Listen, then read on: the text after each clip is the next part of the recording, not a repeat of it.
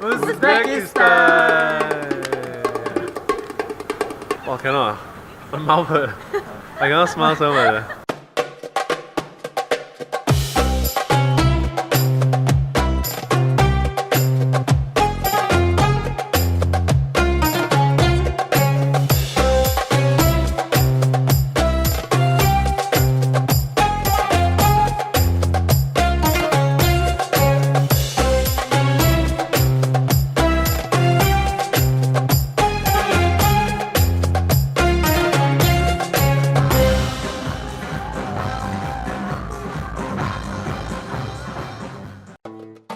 Welcome to part 2 of things we learned in Uzbekistan.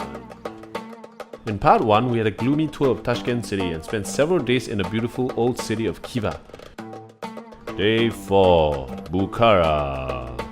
We met up with our guide for the rest of the trip, but one thing I noticed straight away, this guy really looks like Donnie Yen. I mean seriously, he really looks like him, right? Right. When we reached our hotel in Bukhara, Daniel was in bad shape. Alright. Okay. So Daniel had to rest for the day, and that meant that Angela and I had to sally forth to experience Bukhara. Uzbeks don't mess around when it comes to walls.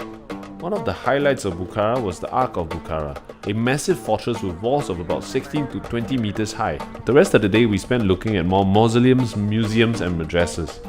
Bukhara is a beautiful city that's steeped in rich and diverse history, but to be honest, it just wasn't the same without Daniel, you know. It's not as fun. Day 5, Lake Aydarkul. Resting when you're ill on a trip helps a lot. Daniel is back in action. How do you feel, Daniel? Much better. Sun is out and I had something to eat finally. Sit in the center if you might get car sick. So Daniel's still feeling a little bit unwell, I guess. So we're sitting him in the center of the car so the wheelbase and the shakes don't affect him so much. Uzbekistan is huge. It's 4 PM. We started the journey at 9 in the morning. But wow, this is taking a while. Compared to Singapore, Uzbekistan is unfathomably big to travel by land. We went from tarmac roads to mountain ranges to semi-desert flatland dirt roads. Human settlements were spread out very far, but the landscape was teeming with life. The yurt camp is surprisingly comfortable. The yurts are actually super pretty and very cozy. Like the car ride was killing my insides. Feels like my internal organs all blended up. But we're finally here. The yurt looks pretty amazing actually. It looks very traditional. It's just that I don't think they had these kind of beds last time. And then there's a lot of tourists and we have to share toilet with other people. But apart from that, it's a pretty amazing thing, you know. Sunsets are not guaranteed. Here's the sunset. What sunset? I know. Where? Cannot see. Where's the sun? Cannot see. It's somewhere here. Quite sad. So we have to wake up early tomorrow morning. Oh my god, sunset! To try the cat. Yeah. The yurt camp's toilets are pretty decent. Where are we going now? We are going to the toilet.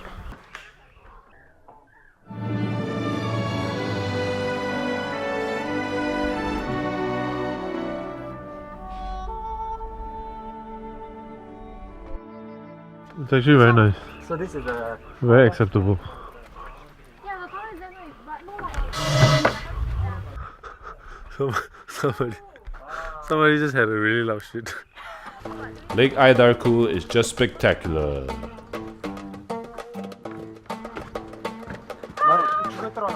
Spider. Oh my god! There's a very big spider here. Oh my goodness. I'm gonna share a seat with you, spider. Please don't murder me. Are you It is scared of such spider? a big spider. Spider! Which? There. No, this side. I cannot sleep tonight. It was at that moment that Kotson grabbed the spider with his hands and threw it on the water. And we screamed like little children. Oh! Oh! Whoa! Oh! He picked it up with his hands. What the hell, man? Whoa. Lake Aydarkul used to be a forest. The surface of the lake is 200 kilometers. smooth like glass. You can't even see the end. It just fades off into the sky. It's like the sea. And that's because from one end to the other, the lake is 200 kilometers long. Uzbek fact. The coxswain was just telling us that in 1999 there was actually a forest right under this lake, and all of a sudden the water came out and submerged the forest.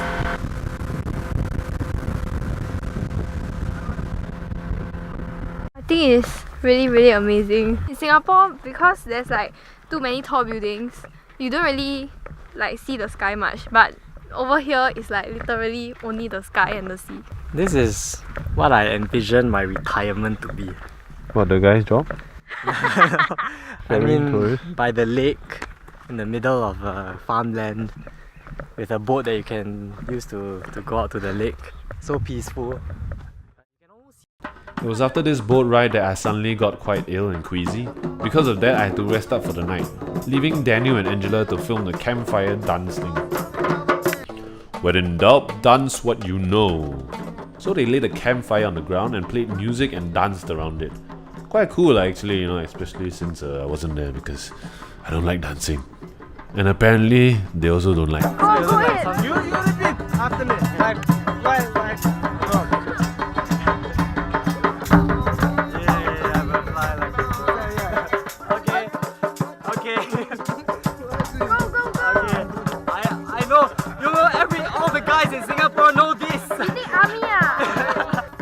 Row your boat gently down the street. It's your turn. No, I'm too busy now. No! I don't know how to dance it. I'm like super offbeat. Shall we be better than me? 差點漏氣真係。係啦，I super 漏氣咯。I do not clap. Day 6, Samarkand. So this is day I don't know what. It feels like this trip has been going on forever. I'm really homesick and I want to go home. We have a 3-hour car ride coming up, which is going to be as bumpy as yesterday. And we are legit cold. This place is freezing. Okay, I have to admit I was damn grumpy when I woke up that day. But you know, when we went outside the yurt, the sun came up and I instantly felt better. Lake Aydarkul is spectacular. Part 2. Well, I've not been very happy with this location so far because of the lack of internet and also my illness and all that stuff. But I mean, this view makes it really worth the while. Just look at that. That's when I realized I would actually quite miss the place when I left.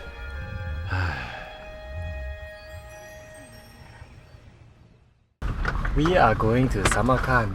Yeah! When we got to Samarkand, we met this guy called Vladimir, who's from the same tour agency as Khurshid.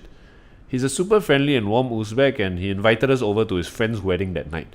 What I offer for you is to join my friend's wedding. Yes. It's very typical Uzbek wedding, so it has like maybe 400 guests. Oh, wow. So it's a huge party. He also taught us how to drink vodka like Russian. This is vodka with salt. You drink this, you don't breathe, and then you drink the Pepsi. So that sort of tricks your mind, right, into thinking that it feels like you just only had Pepsi and not vodka, right? Yeah. Cheers.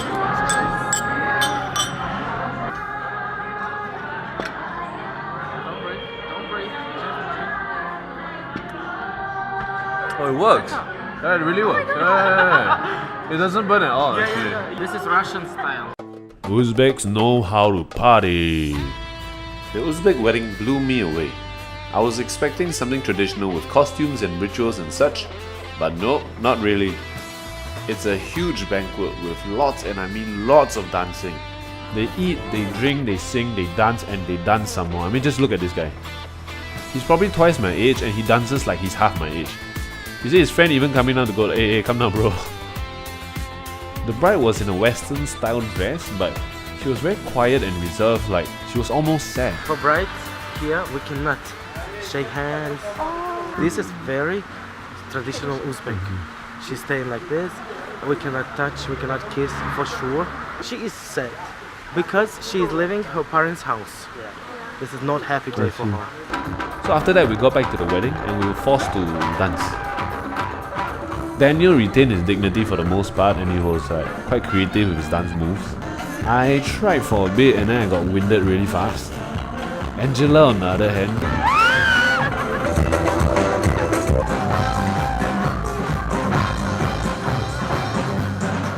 She was so into it, she appointed a personal videographer on the spot.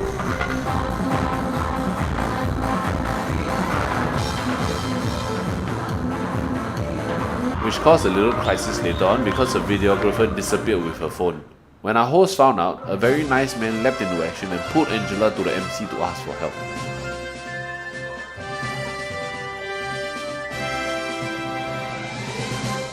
The MC stopped everything, the festivities, the music, the band, and asked if anyone had seen her phone.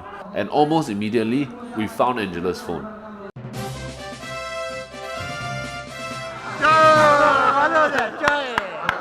Actually thinking about it, right, she probably danced so hard, right, that the guy lost her. Oh my god, that was very, very embarrassing. What was amazing was that they were right, like in the middle of toasting the bride, and they stopped everything to make a PA announcement to help her find the phone. Yeah, oh my god. I feel that paiseh, to be honest. But at the same time, I feel very touched because like everybody just stopped everything, even though it's in the middle of the wedding, to help me find my phone. Oh my god, yeah, to be honest. Telephone, yes. And of course, we celebrated with peer pressure vodka. Telephone. Thank you. After that, we danced around the bride and groom.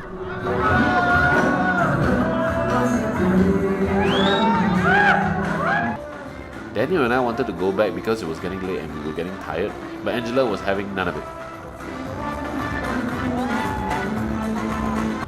I think I'm lost of words because like, oh my god, everybody, they don't really care where you're from or like what's your background, where I'm from or like who I am. Yeah, and the phone! Oh my god, I thought I lost my phone, but then like, no. Someone was actually just very kindly like taking video of us, and then suddenly they just like they just returned my phone to me. Oh my god, they're just like very helpful, very happy, very happening. Wow, this is amazing, man. I mean, we are not locals. We definitely don't look like locals. But everyone was just so welcoming, asking where we are from. So happy that we were even here and asked us to join in their festivities. So thanks, people of Uzbekistan. I don't like crowds, I don't like noise, and I don't like peer pressure drinking. But even then, I think I drank like 5 shots. And somehow they made me dance, which I never ever do. Maybe it's the vodka that they drink or whatever, I don't know, the temperature or whatnot. But that warmth that comes from the heart, you cannot deny. Even when you're such a boring stick in the mud like me, you know, they force you to come out. Day 7, Samarkand. Kurash is the national sport of Uzbekistan. This intimidating fellow is actually a world champion Kurash master, and today Daniel will learn about Kurash. You wanna try or not, Daniel? Yeah, but yeah, why not? Will I die? I'm gonna try a new tactic. A tactic you've never seen before. Don't cheat, huh? You will run, you will leave.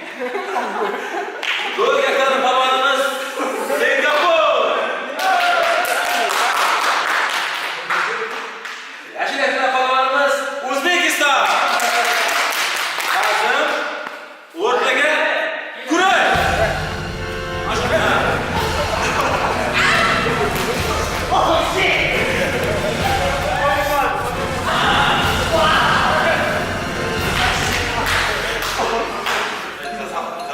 So Daniel tried his best, but yeah, he tried. He got 1 win, I think, but the guy probably let him win one. It's a lot more tiring than it looks, guys. We toured the main attractions in Samarkand.